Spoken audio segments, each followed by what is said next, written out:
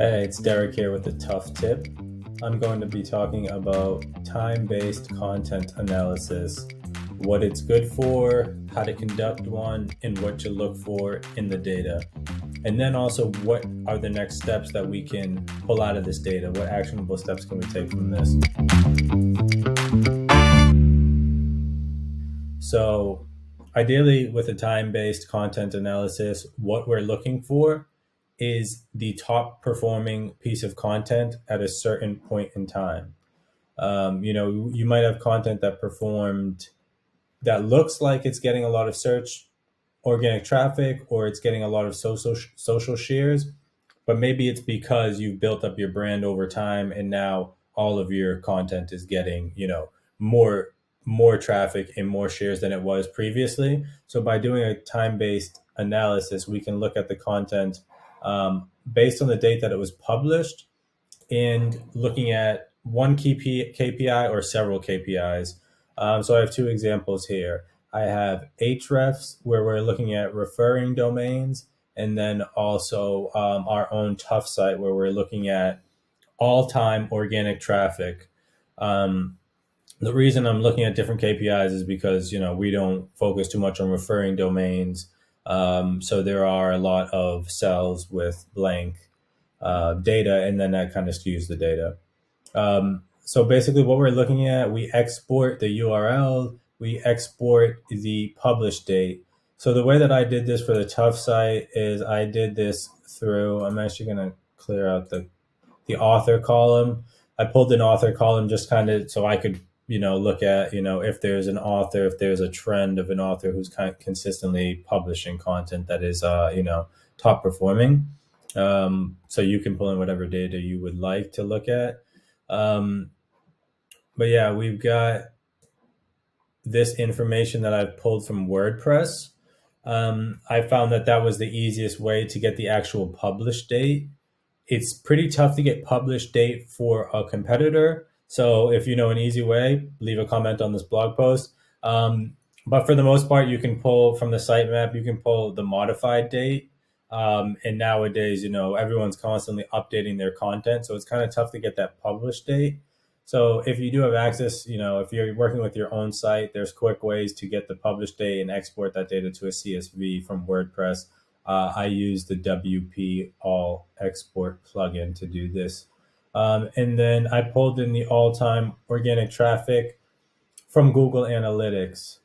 So what we're looking at here with this time-based index, we pull it, we order it chronologically, based on the publish date. So our first one was 2017. There was only one post in 2017.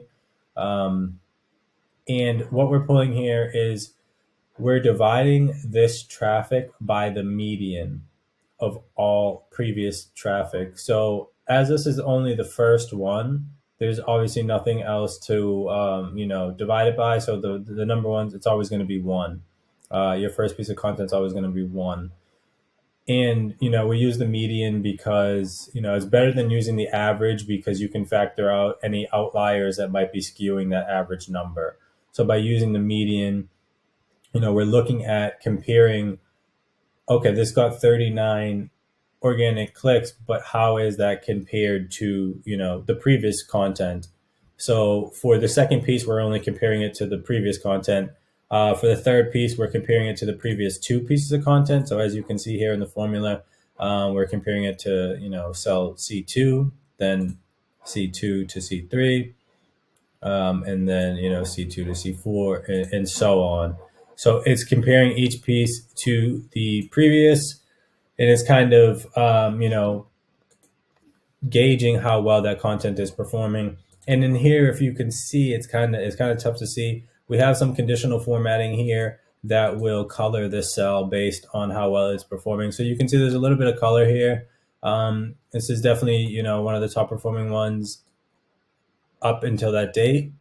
In terms of overall organic traffic, you can see here the coloring is getting a little bit darker as we hit this 456, 399. So we'll see, this is a top performer. This is, the darkest one. This is actually one of our number one performing URLs on our page. So what I can do here is I can actually filter by the time-based analysis. What I haven't done that yet because you do need to make sure that you do copy and then paste the values only, because as you're changing the order, that would change the data here. So I can go in here and now I can sort by the time-based analysis, and then I will easily be able to see the top performing content based on, the time that it was published at.